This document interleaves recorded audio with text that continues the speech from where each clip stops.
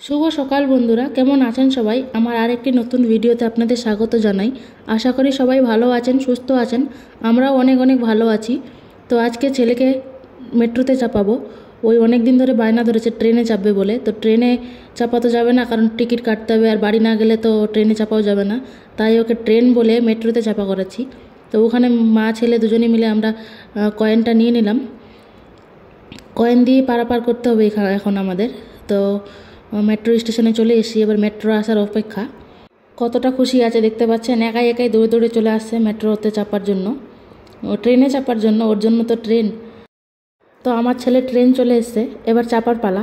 তো আমরা আজকে একটা কাজে বেরিয়েছিলাম, আর আমারও ছুটি ছিল।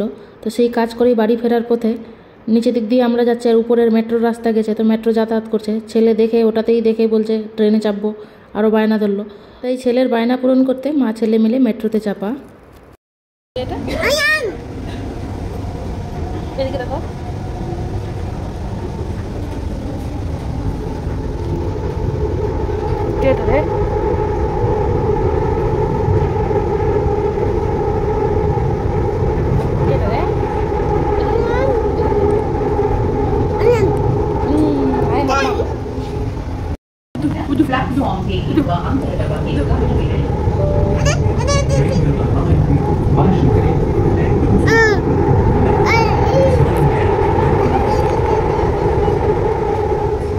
চলো নামবো, চলো নামবো,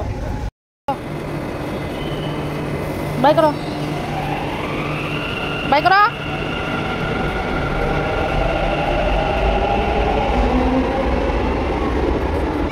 চলে গেল, ধরো ট্রেনটাকে, ধরো ধরবো, ধরো ধরবো, ধরো, হলে ধরো যাবে না।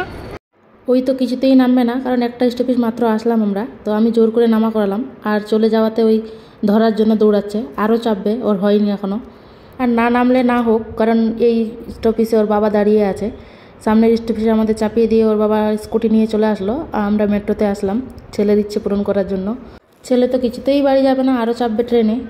তো আরও একটা মেট্রো আসছে, তো ওই কেমন ডাকছে দেখছেন, ডেকে নিয়ে আসছে, মনে করেছে আবার চাপতে পারবো, কিন্তু ওই রুটে আসছে। আমরা যেই রুটে নামলাম সেই রুটে তো আর আসেনি, এটা যেদিক দিয়ে আসলাম সেদিকে যাচ্ছে। কিছুদিন পর যাবো বাড়ি, বাড়ির টিকিট করা হয়েছে। তখন আবার ছেলে অনেকক্ষণ ট্রেনে চাপবে, এবার 2-3 দিনের রাস্তা, তখন আবার ট্রেনে চেপে খাসতে যাবে। এখন চাপার জন্য খালি কান্না করছে, তখন নামার জন্য কান্না করবে যে কখন নামবো, কখন বাড়ি যাব, এই ভাববে। কিন্তু চলুন এবার যাব বাড়ি, কারণ ওর বাবা চলে এসছে। ওর বাবা এসেই ফোন করতে লেগে গেছে যে এখনও আসেনি, মেট্রো এখনও আসেনি, আমি আগেই চলে আসলাম। তো ওর বাবা নিচের দিকে আছে, এবার আমরা মা ছেলে মিলে যাব। তো এই ছোট্ট ভিডিওটি আপনাদের কেমন লাগলো অবশ্যই কমেন্টে জানাবেন। আর আমার ছেলের ইচ্ছে পূরণ হলো। অ্যাকচুয়ালি হয় মেট্রো, কিন্তু ওই তো বুঝতে পারছে না মেট্রো আর ট্রেন ওকে একই রকমই লাগছে। এখন ছোট আছে, বড় হলে বুঝতে পারবে। এইসব ভিডিও অনেক স্মৃতি হয়ে থাকবে, বড় হয়ে ওইও দেখবে যে ছোটোবেলায় এরকম বদমাশি করেছি আমি, মেট্রোকে ট্রেন ভেবেছি।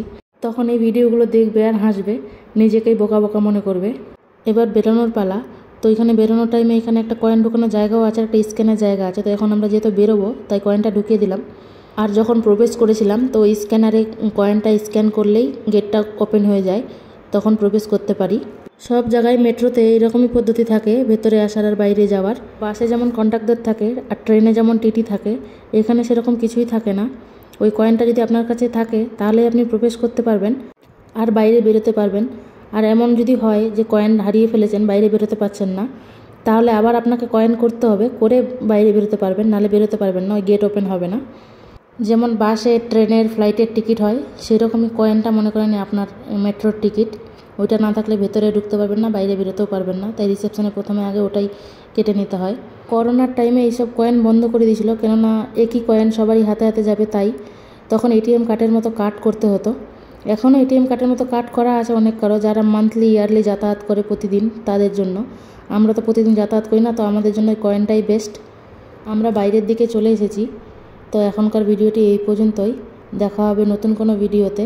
ততক্ষণে আপনারা সুস্থ থাকুন, ভালো থাকুন, সাবধানে থাকুন, আর দেখতে থাকুন আমার ভিডিওগুলি।